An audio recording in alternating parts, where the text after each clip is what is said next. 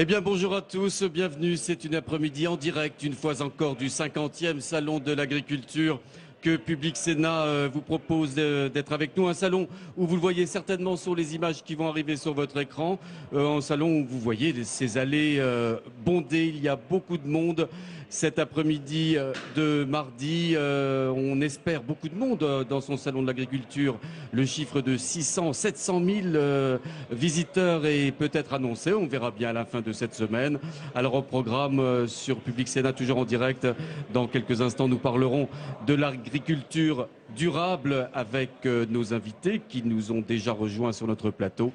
À 18 h, l'émission Preuve par 3. Michel Grossior accueillera Didier Guillaume, vice-président du Sénat, mais également, vous le savez, président du département de la Drôme, un département très présent cette année au Salon de l'Agriculture. Enfin, à 19 h, le journal en direct de Public Sénat depuis l'espace l'Odyssée végétale, où nous avons beaucoup de chance de nous trouver. La planète verte, justement, comment parvenir à répondre aux besoins du présent sans trop compromettre l'avenir?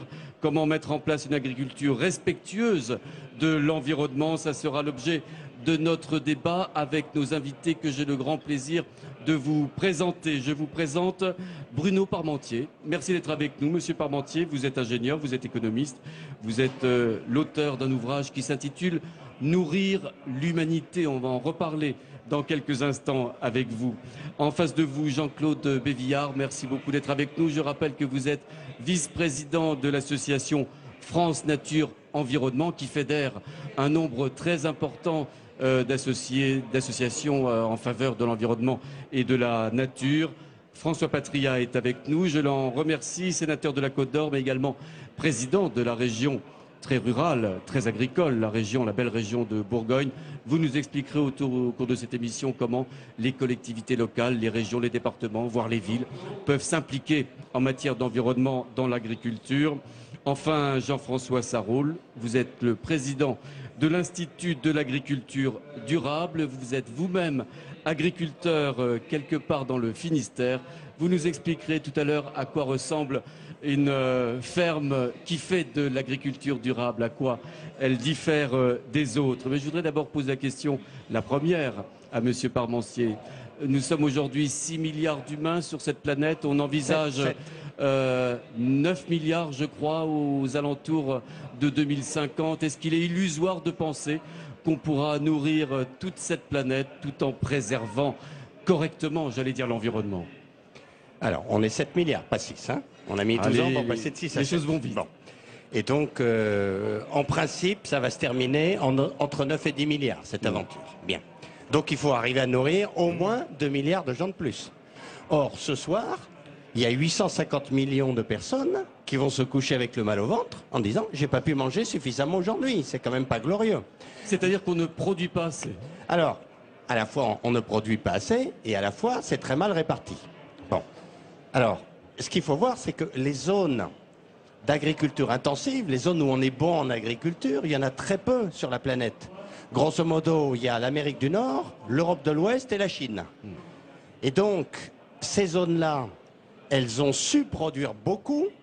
Depuis 50 ans, le premier salon de l'agriculture, grosso modo, on produit 3 fois plus à l'hectare. Là où on produisait, grosso modo, 3 tonnes de blé, on en produit 9. Là où une vache faisait 2500 à 3000 litres de lait par an, maintenant c'est 8000 à 9000 litres. Donc dans ces zones d'agriculture intensive, le problème c'est que cette agriculture ne marche qu'avec un accès privilégié à des ressources qui commencent à s'épuiser. Toujours plus d'énergie, de pétrole, de gaz, toujours plus de terre, toujours plus d'eau, toujours plus de mécanisation et toujours plus de chimie. Et le 21e siècle, c'est le siècle du moins. Ça va être moins d'énergie, moins de chimie, moins d'eau, moins de terre. Donc il faut arriver chez nous à produire autant avec moins.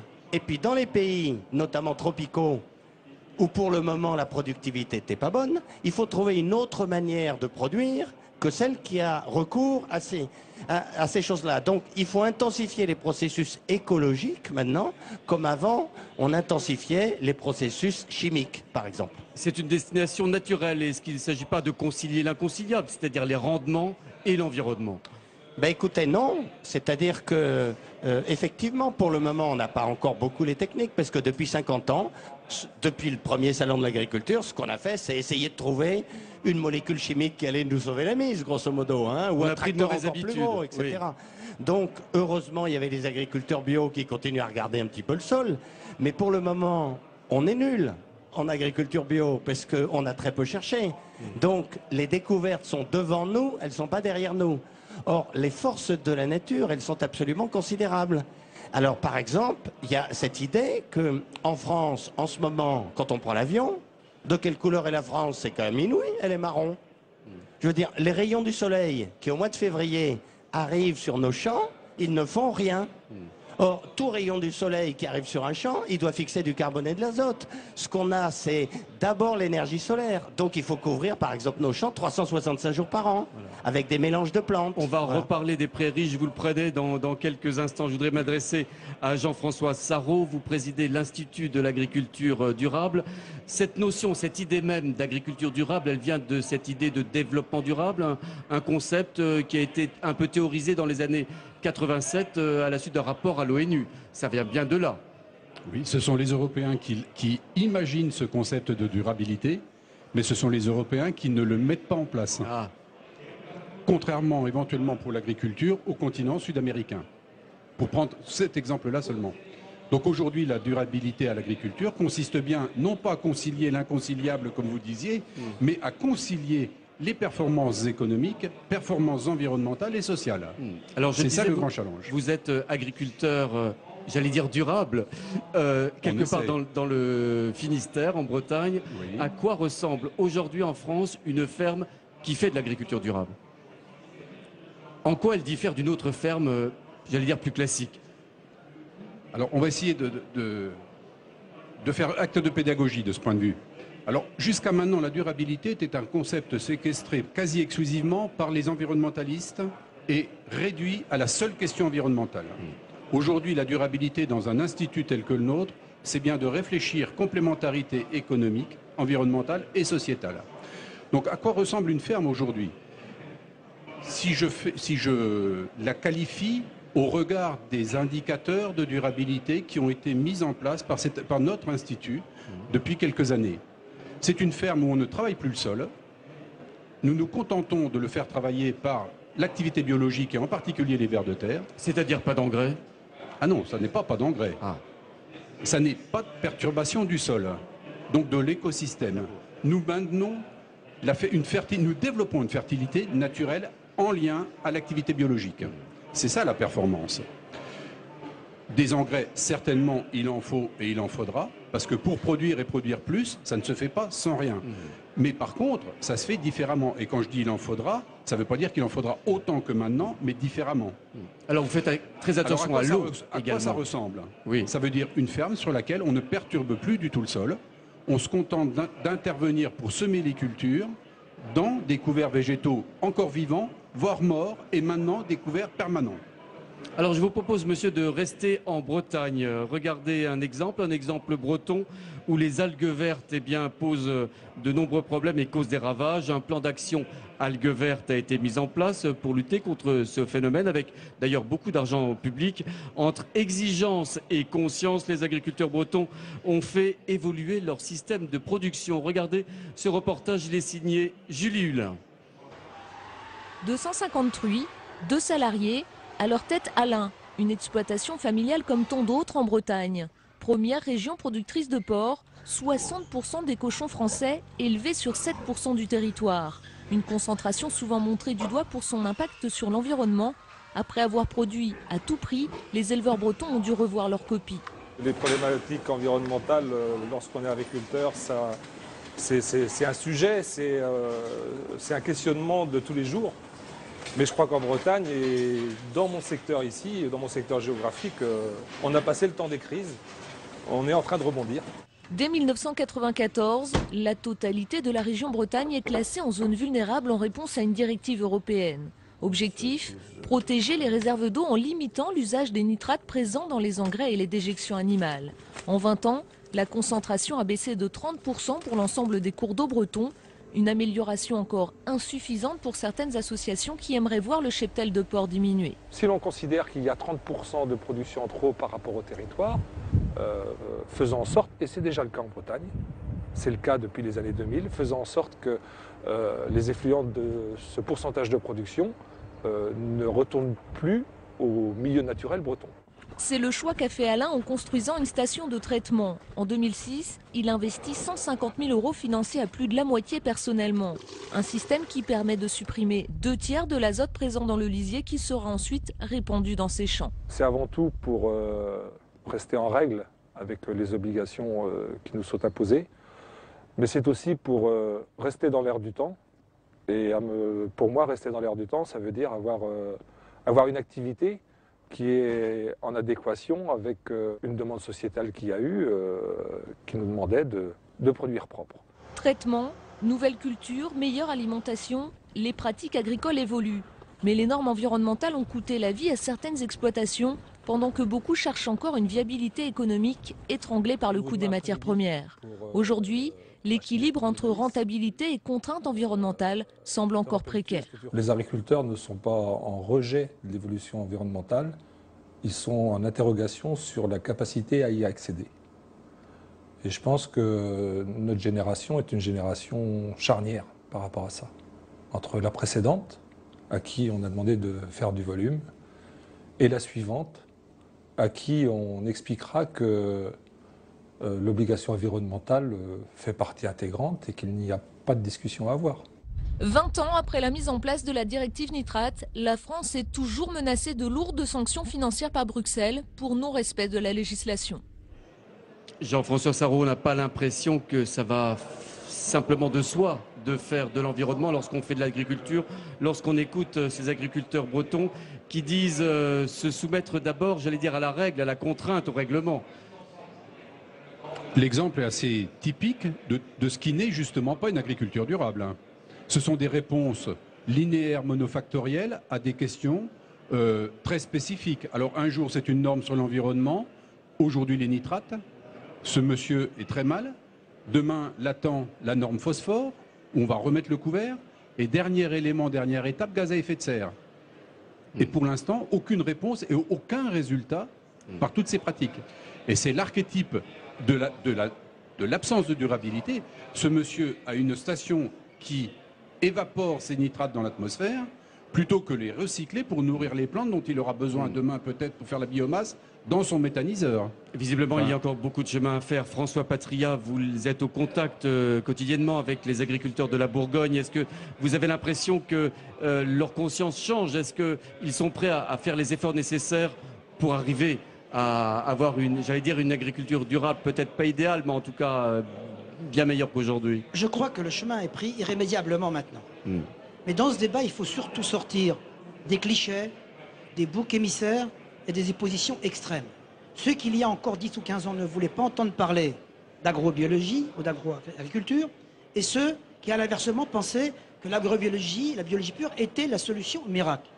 Entre les deux, et je parle au niveau des régions, nous essayons d'accompagner cette transformation écologique de la société, notamment de la société agricole. Le premier lieu de la transformation, et où les régions interviennent, c'est d'abord au niveau de la recherche. Quand on a comme chez nous des stations INRA, quand on a des écoles AgroSup, quand on a des gens qui font de la recherche, savoir aujourd'hui comment transformer l'azote minéral en azote organique, comment l'utiliser mieux, comment mieux fertiliser les sols, comment par exemple remplacer des engrais chimiques par demain des mycorhizes, c'est-à-dire des champignons qui produisent eux-mêmes les emplois. C'est ça, le premier moyen des régions, et ça je crois que le monde agricole est capable de l'entendre. Ce qu'il n'entend pas aujourd'hui, c'est des contraintes onéreuses, parfois impossibles à assumer, dont on ne voit pas le résultat immédiat. Mais le changement, la transformation agroécologique de la société, elle passe dans tous les domaines, par le mode de culture, le mode de faire valoir, le mode d'exploitation, le mode de consommation aussi. Et c'est déjà la demande consumériste qui impose aujourd'hui aux collectivités d'accompagner ce mouvement que les agriculteurs souhaiteraient pouvoir le faire. Tout à l'heure, monsieur l'a très bien dit, entre le fait qu'ils comprennent aujourd'hui le monde agricole, qu'ils doivent produire mieux, qu'ils doivent produire dans de meilleures conditions, plus sains, plus tracés, et en même temps la contrainte qui leur est imposée qui est financièrement insupportable. Le tout est de leur démontrer qu'on peut produire mieux, qu'on peut produire bon, avec des contraintes financières qui sont supportables. Jean-Claude Bévillard, quel regard jetez-vous aujourd'hui, j'allais dire, sur cette évolution délicate, difficile parfois, de la conscience des agriculteurs vis-à-vis d'une autre agriculture? Tout d'abord sur ce qu'on appelle les contraintes environnementales. Il faut être bien clair, ça n'est pas un caprice d'écolos ou de citadins qui est un peu éloigné des réalités.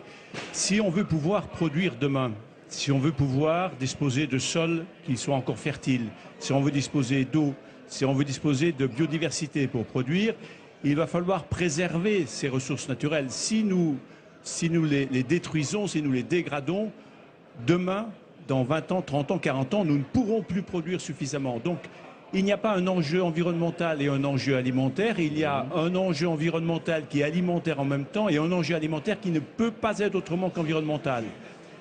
Je voudrais aussi, derrière ce qui a été dit notamment à propos de la Bretagne, certes, il y a le problème des effluents en Bretagne qui est assez dramatique. Mais il faut savoir qu'un élevage comme l'élevage breton est alimenté pour une part non négligeable par du soja qui vient d'Amérique du Sud, d'Amérique du Nord. Or, actuellement dans notre réflexion, on se préoccupe assez peu des conséquences que l'on génère dans ces régions-là, où on cultive du soja, notamment au détriment de cultures vivrières et au détriment de la forêt. Donc, il n'y a pas du blanc et du noir, certes, mais il y a une globalité des réalités à prendre en compte. Je vous propose, messieurs, de faire une pause dans ce débat en rejoignant Michael Zamès. Il est quelque part dans les allées de ce 50e Salon de l'Agriculture. Il est avec Michel Barnier, commissaire européen, ancien ministre de l'Agriculture. On l'écoute. Voilà, avec au Salon de l'Agriculture, nous avons un commissaire européen avec nous, Michel Barnier. Michel Barnier, l'Europe, il en a été beaucoup question ces derniers temps, notamment pour la sécurité alimentaire. Est-ce que vous pensez que l'Europe en a fait suffisamment? Non, je pense que l'Europe doit faire plus. Continuer d'abord par sa politique agricole à soutenir un modèle alimentaire qui ne ressemble pas à ce qui se passe dans d'autres régions du monde.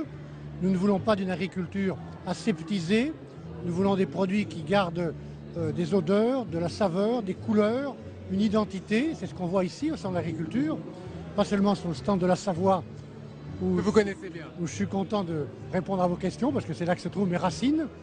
Un modèle alimentaire, un modèle territorial. Mais s'agissant de la crise qu'on vit en ce moment, qui est liée à une escroquerie, il faut qu'on soit impitoyable avec les gens qui commettent de telles fautes. Et puis il faut qu'on aille au bout de la traçabilité. Il n'y a aucune raison que les consommateurs ne puissent pas savoir d'où vient la viande ou le produit qu'ils achètent, y compris dans des plats cuisinés. Monsieur Barnier, est-ce que vous pensez que l'Europe est assez équipée? Est-ce que ça va assez vite? Comment est-ce qu'on peut aller mettre encore plus d'efforts là-dessus? Alors, les ministres de l'Agriculture ont décidé de faire un rapport avec mon collègue M. Borg, qui est le commissaire chargé de la consommation, de la sécurité alimentaire. Ils vont d'ailleurs faire plus vite que prévu. Et je pense que c'est bien pour mettre sur la table les bases d'un programme européen, parce que ça ne vaut qu'à l'échelle du marché unique, de traçabilité complète. Et donc c'est toujours lent naturellement parce que nous sommes 27 pays, on n'a pas les mêmes lois, on n'a pas les mêmes services de contrôle, mais on est sur le chemin de l'harmonisation. Ça va pas assez vite, c'est ce qu'on entend ici dans les travées du Salon de l'Agriculture depuis le début, depuis samedi dernier. Ça ne va pas assez vite et les consommateurs, ils aimeraient bien sûr que ça aille beaucoup plus vite que cela. Ils ont raison. Je veux rappeler que la crise qui est liée à cette question de cheval ou de bœuf est une escroquerie. Ce n'est pas un problème de sécurité alimentaire, pour autant que je puisse le dire aujourd'hui. C'est un problème d'escroquerie. Comme malheureusement, il peut toujours y en avoir. C'est pour ça que je pense qu'il faut être impitoyable avec ceux qui commettent de telles escroqueries contre les consommateurs. Donc renforcer les pénalités, appliquer les mêmes pénalités après avoir appliqué les mêmes contrôles, la même rigueur. Maintenant, sur la traçabilité, on a déjà fait un certain nombre de choses. Ça demande du temps, il faut discuter avec l'industrie, il faut discuter avec les agriculteurs, avec le commerce, mais c'est ce que nous sommes en train de faire. Est-ce que vous pensez également que les discussions qui ont lieu actuellement avec le ministre de l'Agriculture, qui était hier soir à Bruxelles, sur la PAC, est-ce que vous pensez que la France peut peser encore davantage ou pas? Est-ce qu'elle va obtenir gain de cause? Si nous parlons de traçabilité, déjà, M. Le Foll a travaillé avec ses collègues et la Commission pour faire ce programme et d'aller plus loin sur la traçabilité jusqu'au bout de la chaîne alimentaire. S'agissant de la politique agricole commune, Bon, on peut être un peu déçu, comme le sont beaucoup d'agriculteurs, parce que le budget qui a finalement été arbitré est très en dessous de ce que nous, la Commission, nous avions proposé avec mon collègue Tchelos. Il y a naturellement besoin de faire des arbitrages, faire des économies un peu partout, et donc l'agriculture recevra moins, même si, par le soutien de la France, par le soutien de la Commission, on a préservé l'essentiel. Est-ce que vous allez leur dire aussi au Salon de l'Agriculture, on a baissé un petit peu la PAC, mais l'aide est toujours là et on a toujours obtenu gain de cause? C'est ce qu'on peut faire, le message que vous faites passer? Oui, de toute façon, il ne faut pas raconter d'histoire. Il y a moins d'argent, mais on a préservé un budget qui représente 30% du budget global de l'Europe.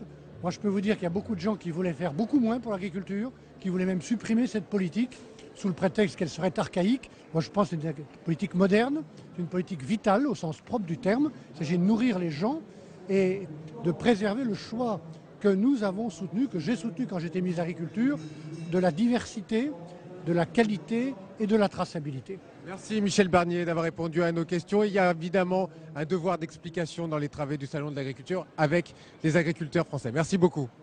Merci beaucoup, Michael. Évidemment, on parle beaucoup de ces scandales alimentaires. On a appris, par exemple, encore cet après-midi que la société Buitoni avait retrouvé du cheval dans certaines de ses raviolis, la société Panzani, pardon.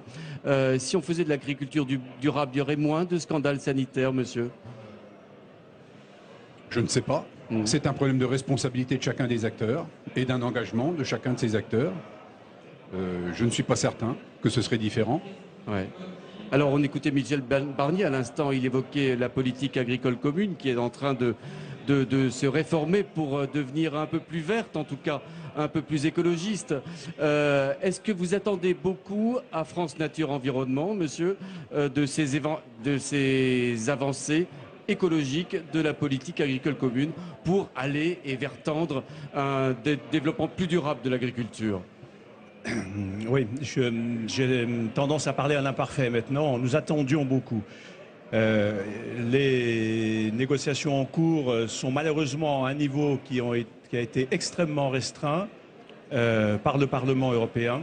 Le volet vert est fortement diminué, alors que la manière de légitimer la politique agricole commune, la manière de la faire accepter par le citoyen et le contribuable, c'était de lui donner un caractère environnemental fort en disant la collectivité rémunère les agriculteurs pour une prestation d'intérêt général. Aujourd'hui, les critères du volet environnemental ont été réduits considérablement. Nous espérons que le Parlement va revenir sur ces décisions. Mais en tout cas, il faudrait retourner vers les positions du commissaire Ciolos qui n'était pas parfaite, mais qui était en tout cas plus ambitieuse que l'état des négociations actuelles. Vous fustigez d'une certaine manière ces négociations dites en catimini. Vous auriez certainement aimé les ouvrir davantage. Ouais, c'est un peu la négociation des égoïsmes nationaux et des vues à court terme. François Patria et ensuite M. Parmentier, la PAC pourtant elle a beaucoup fait pour l'environnement. Il y a deux piliers à la PAC, en particulier pour le développement rural et j'allais dire le verdissement de l'Europe. Le premier pilier qui concerne les aides globalisées pour l'ensemble des trois principales productions. Vous savez qu'aujourd'hui, dans le cadre de la PAC, les fruits et légumes n'y ont pas accès, la viticulture n'y a pas accès. Donc il y a trois grandes productions qui ont accès, le lait, la viande et les céréales. Bien. Je pense que tout le monde est d'accord aujourd'hui, y compris les syndicats majoritaires ou même d'opposition, pour dire que l'essentiel du budget de la PAC a été sanctuarisé. Il est sanctuarisé et certains s'en sont d'ailleurs émus en disant mais on a sanctuarisé le budget de la PAC au détriment parfois de l'aide alimentaire. Il y a des milliards qui manquent dans l'aide alimentaire. Je crois que le président de la République et le ministre de l'Agriculture se sont battus avec beaucoup de fermeté pour que ce budget soit maintenu. Deuxièmement, ils se sont battus pour qu'il y ait un verdissement de la PAC. Et si la France demande aujourd'hui qu'on atteigne 30%, alors que d'autres pays comme l'Allemagne n'en veulent pas, la France est encore placée fer de lance ici par rapport aux pays du Sud pour obtenir le verdissement. En troisième lieu, il faut que les aides soient mieux réparties. Et vous avez raison, la PAC ne sera comprise de nos concitoyens que s'ils en voient les résultats chez eux, à la fois dans leur consommation et dans leur environnement. L'agriculture, elle a un rôle multifonctionnel. Elle est économique, elle est sociale, elle est sociétale et environnementale à côté. Et ce côté environnement, je vais sortir un peu du sujet, mais comment aujourd'hui la volonté du ministre de réhabiliter le rôle des abeilles qui conditionne demain tout ce qui est nature végétale dans notre pays, de faire comme nous le faisons des vergers conservatoires, des ruchers conservatoires, ce sera aussi la déclinaison du deuxième pilier de la PAC qui sera demain confié aux régions. Il y aura des aides nationales, mais il y aura des aides qui vont maintenant être attribuées par les régions en fonction des territoires. Et bien entendu, nous, dans les régions, nous allons éco-conditionnaliser nos aides. C'est-à-dire que nous allons accompagner ceux qui font des efforts dans ce domaine. Les régions. Les régions.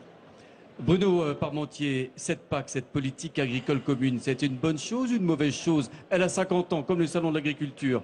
La PAC pour l'environnement et pour l'agriculture que l'on voudrait un peu plus durable. Alors, à chaque siècle, c'est problème.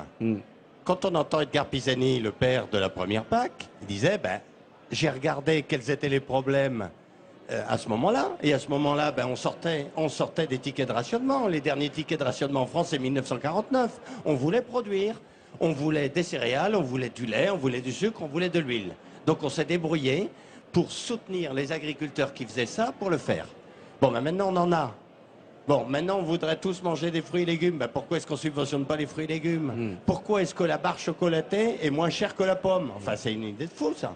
Bon, et qu'est-ce que c'est que cette paresse intellectuelle qui fait qu'on ne regarde pas les problèmes du 21e siècle, mais on essaye de continuer à rafistoler une politique qui a été faite il y a 50 ans. Et par exemple, il faut se dire que la nature a le dernier mot. C'est-à-dire, la planète se réchauffe vraiment. Qu'est-ce qu'on va faire par rapport à cette dégradation du climat? Ou bien, il faut quand même se dire, à terme, on ne doit élever en France que les animaux, enfin en Europe, que les animaux qu'on peut élever avec des végétaux européens. On ne peut pas continuer à avoir une bonne partie de notre viande et notre lait qui viennent du soja de 15 000 km. Qu'est-ce qu'on fait pour effectivement s'adapter à ça, quoi? La PAC est en train de se redessiner en ce moment même. On en aura certainement le résultat d'ici le mois de juin prochain. Est-ce que vous pensez que la PAC a un tournant en matière, entre autres, d'agriculture plus propre, plus environnementale? Eh bien, écoutez, on en parle beaucoup quand même. Ce qu'on proposait à la Commission, c'était un tournant. Ce qu'ont accepté les chefs d'État, c'est un statu quo. Alors maintenant, il y a un troisième rang qui est celui du Parlement, donc on va voir ce qui va se passer. Mais par exemple aussi, quand je dis, les engrais, c'est quand même d'abord un truc du XXe siècle. Les engrais azotés, ça va coûter très cher parce que c'est indexé sur le prix du gaz. Et les phosphates, on arrive au bout des mines. Donc, est-ce qu'on construit une agriculture qui est plus indépendante de ces ressources fossiles? Alors, moi, j'espère que le Parlement va effectivement prendre le pouvoir que maintenant les constitutions européennes vont lui donner. Jean-Claude Bévillard, vous attendez beaucoup de la position du Parlement européen sur cette affaire, qui pour la première fois aura son mot à dire. Oui, on continue à attendre beaucoup, même si pour l'instant les décisions ne sont pas favorables. Ce qu'on attend, c'est qu'il y ait de la solidarité européenne et que chacun ne dise pas nous, on préférerait tel système. On a demandé une diversification des cultures, parce que ça, c'est nécessaire. Alors on commence à pleurer à tous les bouts de l'Europe en disant nous, on ne peut pas garantir 3 cultures par exploitation, parce que chez nous, il fait trop chaud, chez nous, il fait trop froid, il fait trop sec. Non, on ne peut pas y arriver comme ça. Il faut que ce soit une véritable politique commune qui aille vers de la durabilité.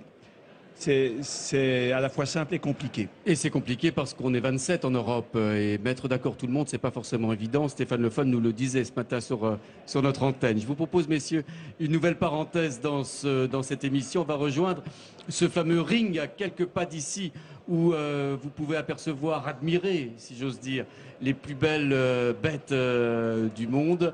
Elles étaient en démonstration cet après-midi. Regardez. Du spectacle ici au Salon de l'Agriculture, on va élire la meilleure vache jeune. Et c'est très important avec Yannick. Yannick, c'est vous qui allez décider dans un instant qui est la meilleure vache jeune. Comment vous allez apprécier cette décision? Donc je m'attache sur les animaux jeunes à on va aller les voir en même temps, si vous voulez bien. Donc je regarde critère par critère, les critères de la race, donc à savoir la valeur bouchère, les aplombs, les mamelles. Donc là, sur celle-là, par exemple, quelle est sa meilleure caractéristique? Ça, c'est un animal très développé pour la race, avec beaucoup de corps, très profonde, une bonne mamelle également. Et donc voilà, elle a un an de plus que l'autre animal. Et alors, pour l'instant, à vue d'œil, qu'est-ce que vous en pensez? Laquelle des deux sera gagnante? Pour moi, c'est l'animal la 1003, l'animal la plus jeune qui sera certainement championne jeune. Je continue de faire mon choix, mais aujourd'hui, elle me paraît plus élégante, elle a quelque chose en plus. On est à quelques secondes de la décision et pour l'instant, elle vient d'où celle-là? C'est une vache qui vient de Côte d'Or. Et celle-là du Jura. Donc ça se joue entre la Côte d'Or et le Jura. Vous allez donc prendre votre décision dans un instant. Et pour l'instant, vous nous dites que celle-là est favorite. Oui, il faut pas trop montrer. Oui. Celle-ci est favorite pour l'instant. Je continue à regarder critère par critère au niveau de la tenue des animaux une fois posés dans le ring. Ensuite, au départ, on les fait marcher. On regarde déjà comment elles marchent. Et ensuite, une fois bien posées sur leurs quatre pattes à l'arrêt, on continue de juger la position des mamelles, la position des aplombs. Qu'est-ce que ça change de gagner aujourd'hui ce prix pour l'éleveur? Pour l'éleveur, ça lui apporte ça lui apporte de la fierté, bien sûr. Ça lui donne une image pour son élevage qui lui donne de la fierté, qui le valorise. Et c'est quand même très important aujourd'hui d'avoir une vache qui peut être championne. C'est une reconnaissance au niveau du département. Et en plus, évidemment, il y a toute la France qui est venue au Salon de l'Agriculture et qui, devant les yeux, évidemment, va gagner. C'est très important également. Voilà, c'est très important. Eh bien, on vous laisse décider. C'est vous le président du jury, donc on vous en prie. Okay. Votre décision.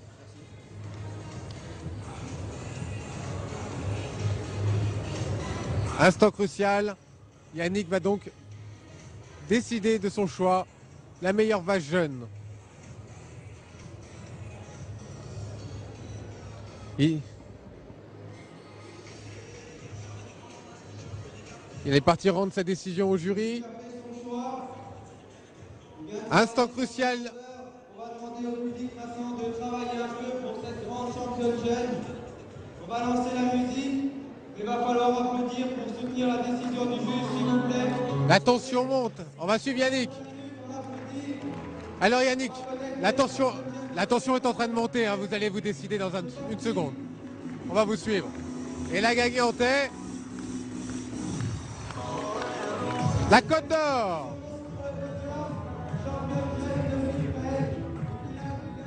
La plus belle vache jeune de France, elle vient de Côte d'Or, elle vient de Bourgogne.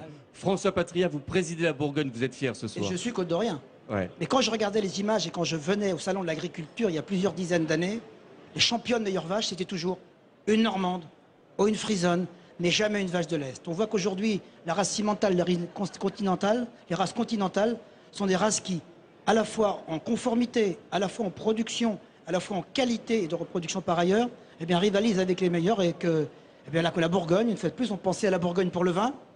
On a les meilleurs vins du monde, presque, en tout cas toujours. Et puis, on a aujourd'hui aussi la meilleure vache jeune. Eh bien, c'est une grande fierté pour à la fois le bourguignon que je suis et le vétérinaire que je suis. Quel regard porte un président de région comme vous, de la région bordelaise, de Bourgogne, excusez-moi, on parlait de vin à l'instant. J'aime aussi la région bordelaise. Ça m'a dit en erreur. Sur ces paysages, sur ces prairies par exemple, on a parlé des prairies tout à l'heure. Est-ce que les paysages, est-ce que les prairies sont pour demain l'un des éléments essentiels pour la préservation de la nature et de l'agriculture? Tout à l'heure, on parlait d'Edgar Pisani. Je l'ai rencontré il y a peu de temps au Sénat. L'un des pères de la PAC, et il disait aujourd'hui, peut-être mon grand regret, ce sont les remembrements.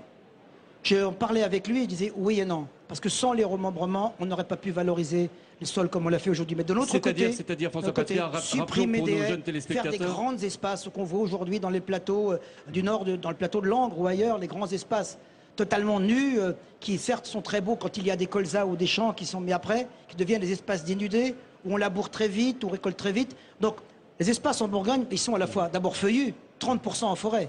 Ils sont aussi, dans la Bourgogne du Sud, très herbagés, avec des haies, et avec à côté le patrimoine roman. Et puis ils sont sur le nord, sur Lyon et sur le nord de la Côte d'Or, céréaliers, avec des zones plus difficiles, plus désertifiées aujourd'hui, mais qui sont des zones intermédiaires qu'il faut à la fois protéger et développer. Mais tout à l'heure, on n'a pas parlé pour les régions, je dis un mot, le rôle que les régions mettent dans les circuits courts. Tout à l'heure, vous allez recevoir Didier Guillaume. La Bourgogne, comme la Drôme, a mis en place maintenant des ceintures vertes autour des villes et des circuits courts pour alimenter demain tous les repas. J'en donne quelques exemples.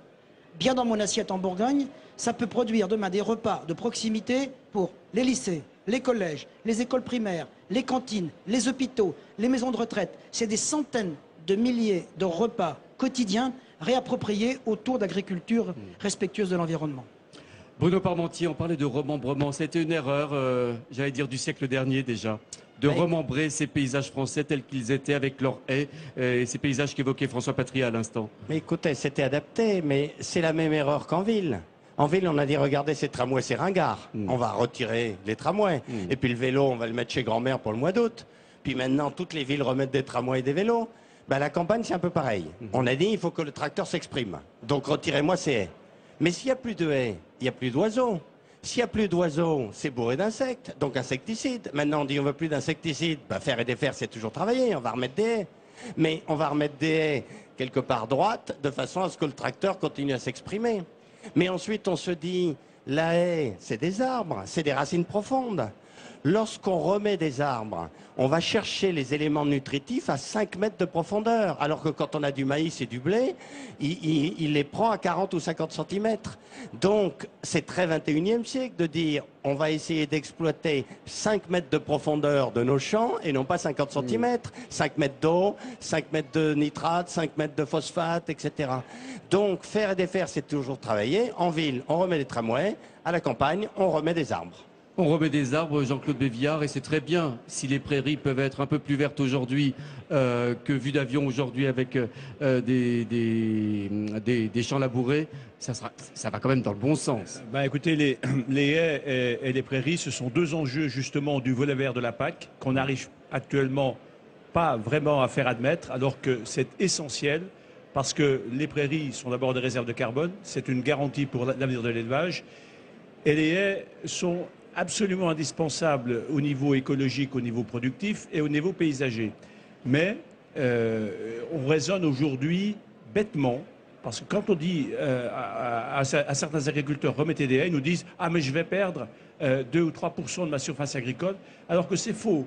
Cette surface de haies va l'aider à produire, va l'aider à lutter contre l'érosion des sols. Mais on est en train de raisonner aujourd'hui sur une culture, une parcelle, une année. Alors que l'agriculture, c'est un système et il faut remettre un système équilibré en place. Alors, quels sont les blocages aujourd'hui, par exemple au niveau européen, sur ce problème des prairies, des paysages, des haies, par exemple? Mais c'est pas compliqué. Aujourd'hui, les céréales sont à un niveau de prix tel que tout ce qui est labourable, évidemment, est en danger de voir arriver la charrue. C'est-à-dire que la logique productiviste est toujours de mise aujourd'hui. On ne peut pas reprocher aux exploitants individuellement d'avoir un raisonnement de gestion économique. Voilà, ça c'est normal.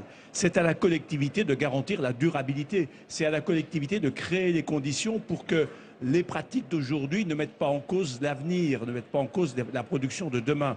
Donc il faut que la collectivité intervienne, aide, accompagne les agriculteurs dans ce mouvement-là. Voilà ce que font les régions, par exemple. On l'a vu avec François Patria. Alors, on va les pousser à faire plus. Oui, il y a un nouveau mot qu'on commence à entendre, en particulier dans la bouche du ministre de l'Agriculture français, Stéphane Le Foll. C'est le mot d'agroécologie. Là encore, il y aura beaucoup de chemin à faire. Étant entendu que l'agriculture durable, il y en a également déjà beaucoup à faire. Quelle serait peut-être la nuance, les différences entre une agroécologie et une agriculture durable, telle que vous la rêvez, monsieur, aujourd'hui?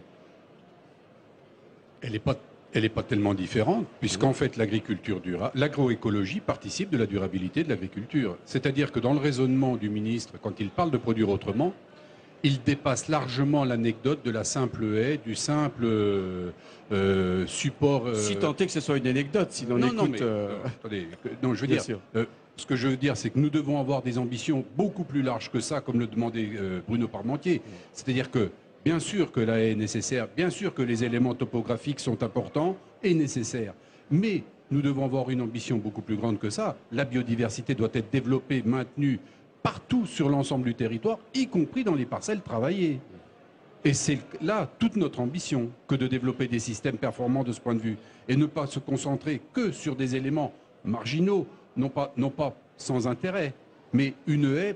Espérons pour nous que la France ne sera jamais couverte de bois intégralement, ni de haies, parce que nous pourrions avoir des problèmes. Non, c'est partout où il y a un arpent de terre cultivé pour une culture de rente, ça doit être une parcelle de biodiversité intégrale et de services écologiques rendus.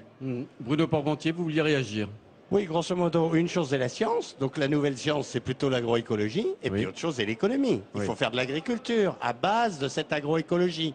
Alors vous savez, peu importe les termes, on va, les querelles de chapelle, peu importe. La réalité, c'est qu'il faut inventer une agriculture à la hauteur des enjeux du XXe siècle, où la planète se réchauffe, où la biodiversité baisse et où les ressources naturelles commencent à manquer. Qui, selon vous, Monsieur Parmentier, va dessiner l'agriculture de 2050? Est-ce que ce sont les négociateurs de Bruxelles en ce moment même? Est-ce que ce sont les gouvernements à travers l'Europe? Ou est-ce que c'est finalement le consommateur qui va donner son avis et faire pousser et avancer les choses? Ben, moi, je dirais d'abord, c'est l'agriculteur. Vous savez, c'est pas d'abord une histoire d'aide. C'est d'abord une histoire de changement d'attitude. Et puis, il y a cette idée dans l'agriculture technologique, c'est qu'il faut que le chercheur cherche, qu'il forme des ingénieurs, ensuite des techniciens, et puis l'agriculteur reçoit un mail en me disant aujourd'hui 250 grammes de poudre violette. Bon, et ben dans la nouvelle agriculture, il y en a 35 000. Il y en a une par canton. C'est pas la même chose en Bourgogne et en Pays de la Loire, c'est pas la même chose en Pays de la Loire et dans la région de Marseille. Donc il faut que sur chaque champ, dans chaque canton, les agriculteurs reprennent l'initiative d'analyser pour faire la meilleure combinaison des ressources naturelles dans leur champ, sans attendre la molécule qui va nous changer la mise. Donc c'est d'abord un changement dans l'attitude, et ça coûte pas très cher. Il s'agit de produire autant en achetant moins. Donc c'est d'abord une agriculture très intelligente. Jean-Claude Béviard, une dernière question. Est-ce que la nature peut être aujourd'hui un élément de production? Il faut que, si la nature n'est pas un élément de production, il n'y a plus qu'à aller faire je ne sais plus quoi, mais c'est le premier élément de production, c'est le seul élément de production solide. Je voudrais simplement rajouter à ce que vient de dire Bruno Parmentier, avec lequel je suis d'accord, qu'il faut absolument que rentre dans cette réflexion la filière amont et la filière aval, c'est-à-dire l'industrie qui fournit l'agriculture, l'industrie qui est débouchée d'agriculture et la grande distribution. Parce qu'aujourd'hui, on a quand même un système de consommation qui n'aide pas à la durabilité de l'agriculture et qui a été fabriqué par la grande distribution. Et là, il faut qu'on avance dans ce domaine-là, sinon on va avoir de gros problèmes. Dernière parenthèse dans ce journal, on va rejoindre tout de suite Michael Zabès avec le ministre chargé du budget, Jérôme Cahuzac, qui est également aujourd'hui au Salon de l'Agriculture. Dites-moi juste, on est au Salon de l'Agriculture, il y a des questions très importantes économiques qui se posent. Vous avez annoncé quand même qu'il fallait quand même trouver de l'argent. Où est-ce qu'on va trouver cet argent? Parce que j'imagine qu'il y a beaucoup de questions qui vont être posées ici au Salon. Il est tout à fait prématuré pour préciser cela. Que les choses soient bien claires et même si c'est un peu technique. Ce que j'ai voulu dire, c'est qu'il est inimaginable que l'on ait en 2014 moins de recettes qu'en 2013. Chacun peut le comprendre au regard de la situation de nos finances publiques. Je n'ai rien dit d'autre, mais je le maintiens. Vous maintenez quand même qu'il va falloir trouver 6 milliards d'euros. Parce que en 2014, nous savons d'ores et déjà que nous aurons 6 milliards d'euros de recettes en moins par rapport à 2013. Et on ne peut pas se permettre d'avoir 6 milliards d'euros de recettes en moins. Vous avez dit aussi, monsieur le ministre, qu'il fallait les chercher partout. On a déjà des pistes ou pas? Non, tout à fait prématuré. Voilà, Jérôme Cahuzac au micro de Michael Zabès. François Patria, peut-être une dernière question. Est-ce qu'on peut espérer une agriculture et des agriculteurs qui vivent bien en ces périodes, on vient de l'entendre, de disette budgétaire et de crise?